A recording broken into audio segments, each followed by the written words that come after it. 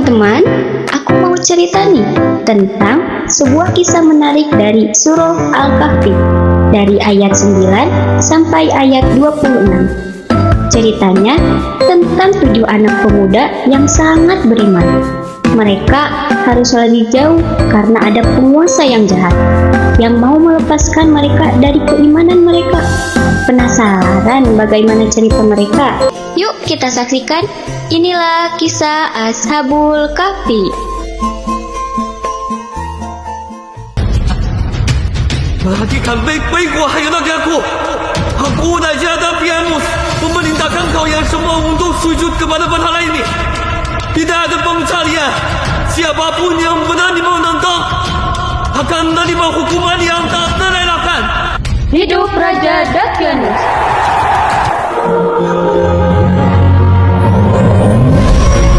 Aku berlutut? Tidak akan. Di tengah-tengah masyarakat, ada sekelompok orang yang tidak suka dengan kepemimpinan Raja Daqyanus. Mereka adalah 7 orang yang soleh. Para pemuda itu hanya beriman kepada Tuhan Yang Maha Esa, Allah Subhanahu wa Ta'ala. Aku sudah tidak tahan tinggal di negeri ini.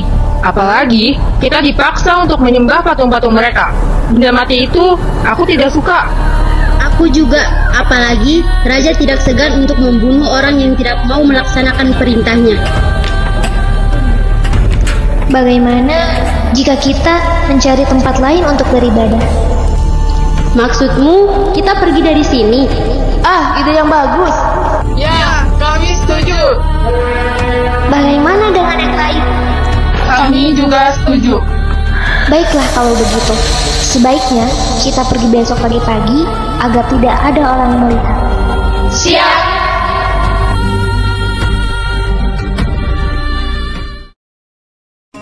Keesokan harinya, 7 orang pemuda soleh meninggalkan negeri mereka dengan semangat.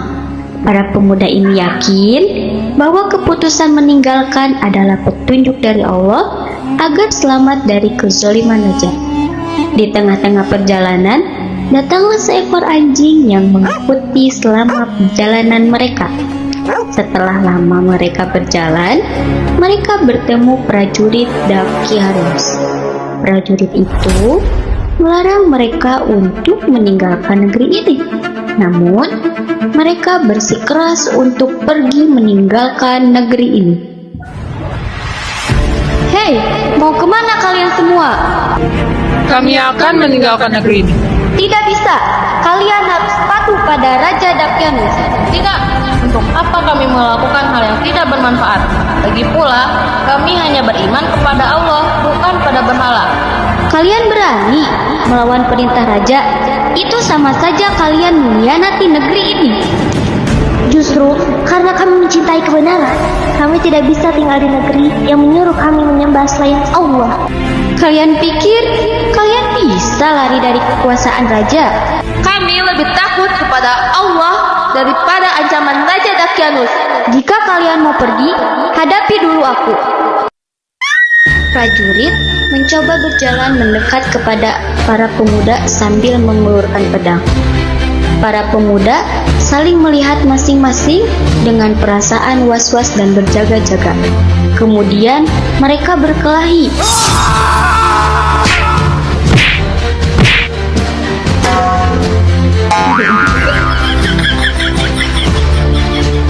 Dan akhirnya para pemuda menang. Kemudian para pemuda berlari dengan kencang.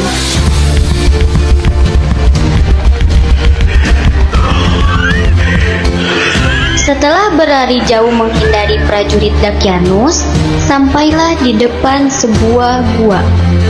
Gua yang cukup besar dengan dinding yang tampak tua. Baiknya kita beristirahat sebentar di gua ini.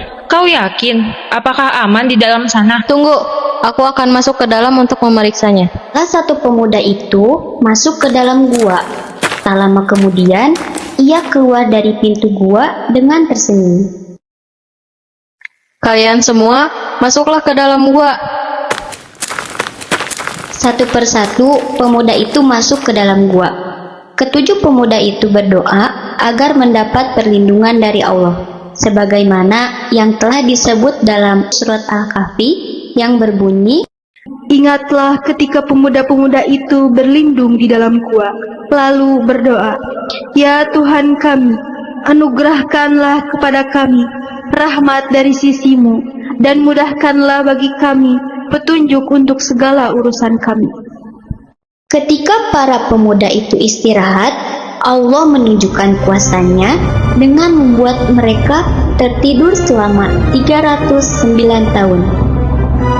Pintu gua menghadap ke sebelah utara, sehingga sinar matahari tidak bisa menembus ke dalamnya. Dengan begitu, orang dari luar mengira bahwa gua ini tidak berpenghuni. Tak terasa, 309 tahun telah berlalu. Allah membangunkan ketujuh pemuda soleh ini dengan tubuh utuh seperti sebelum mereka tertidur.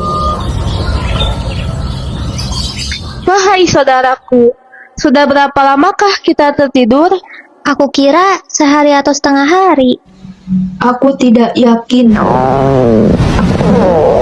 Tiba-tiba aku merasa lapar. Tidak adakah makanan yang bisa kita makan? Sabarlah sebentar, saudaraku. Aku akan pergi ke pasar membeli beberapa makanan untuk kita semua. Aku ikut denganmu. Ketika sampai di daerah pemukiman penduduk, mereka mulai merasakan hal yang aneh. Bangunan, pakaian yang dikenakan orang-orang tampak asing, seperti baru pertama kali mereka lihat. Akhirnya, sampailah di sebuah pasar. Wahai anak muda, apa yang kalian butuhkan? Kami ingin membeli roti gandum dan buah anggur. Ini pesanan kalian. Menyerahkan pesanan kedua pemuda dari wadah gerabah yang besar. Salah satu pemuda itu mengeluarkan perak dari saku bajunya. Penjual gandum terheran-heran melihat uang dari pembelinya. Apa ini? Uang perak ini sudah lama sekali. Dari mana kalian mendapatkan uang ini? Maksudku, dari mana asal kalian sebenarnya? Baru pertama kali melihat anak muda seperti kalian berbelanja di pasar ini. Kedua pemuda itu bertambah bingung mendengar perkataan si pedagang. Memangnya sekarang tahun berapa? Itu sepertinya uang zaman dahulu. Jadi, apa kita sudah tertidur selama bertahun-tahun lamanya? Penjual gandum makin bingung mendengar percakapan pembelinya. Tanpa sadar tingkah, mereka menjadi sorotan orang-orang di pasar. Ketika sadar menjadi pusat perhatian, kedua pemuda ini bergegas meninggalkan pasar.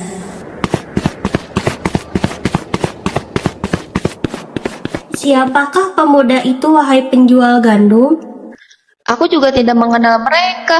Jika melihat dari uang yang mereka bawa dan pakaian yang dikenakan, mereka adalah manusia dari beberapa abad yang lalu. Aku yakin mendengar bahwa mereka mengatakan telah tertidur selama beberapa tahun. Apa? Kalau memang benar, tidak mungkin mereka hidup sampai sekarang. Bagaimana jika kita laporkan saja orang asing tadi kepada sang raja? Benar, ayo cepat kita laporkan kepada raja.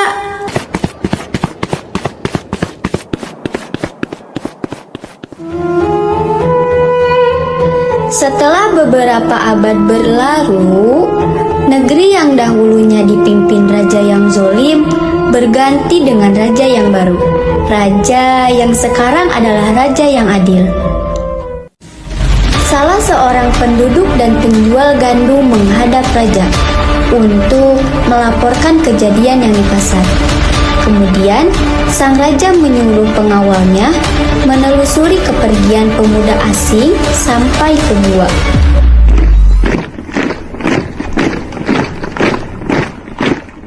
Sesampainya di gua, para pengawal melihat ketujuh pemuda itu sudah meninggal dunia. Kemudian, para pengawal kembali kepada negeri mereka untuk melaporkan kepada sang raja. Wahai Baginda Raja, jumlah pemuda semuanya ada 7 orang. Namun, sesampainya saya di sana, mereka sudah meninggal. Jadi cerita tentang pemuda soleh yang hilang pada masa Raja Daikianus itu sungguh ada. Bawa aku ke sana, pengawal. Baik, Baginda.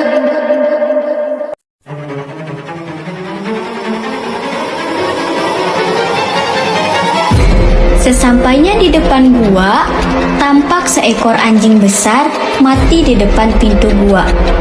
Raja beserta pengawalnya masuk dan melihat ketujuh pemuda itu sudah tertidur selama-lamanya, dan wajah mereka tersenyum. Subhanallah, Maha Kuasa Allah atas segala sesuatu yang mematikan dan menghidupkan. Ini adalah bukti bahwa kiamat sungguh ada.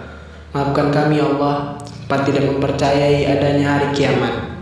Demikian dari kisah ini, Ashabul Kahfi adalah julukan dari para pemuda yang soleh, penghuni gua yang tertidur selama 309 tahun. Dari kisah ini, Allah Subhanahu wa Ta'ala memberikan beberapa pelajaran, di antaranya: pertama, kita harus berani mempertahankan keimanan walaupun nyawa menjadi taruhannya. Kedua, Allah akan menyelamatkan orang-orang yang memperjuangkan keimanannya. Dan yang ketiga, hendaklah kita tidak mengingkari adanya hari kiamat. Semoga kisah ini mempertebal keimanan kita kepada Allah Subhanahu wa Ta'ala. Wallahu a'lam.